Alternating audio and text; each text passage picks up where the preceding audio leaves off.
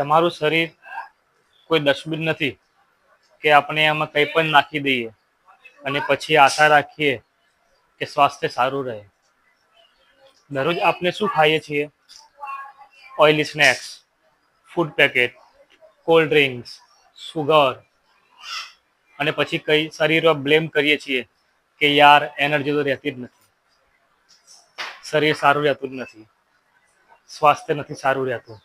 જેવું ખાઓ છો એવું જ આપનું શરીર બને છે. અનહેલ્થી ખાવશો તો અનહેલ્થી શરીર બનશે, હેલ્થી ખાશો તો હેલ્થી શરીર બનશે. આપનું શરીર એક મંદિર છે, કોઈ ડસ્ટબિન નથી. બોડીને સાંભળો, એ ક્યારેય ખોટું બોલતું નથી કે એને શું જોઈએ છે, એને શું આપો છો એના પછી એ નક્કી કરશે કે એ તમને પાછું શું આપે છે. તો આજથી જ રિયલ ફૂડ અપનાવો અને હેલ્થી રહો.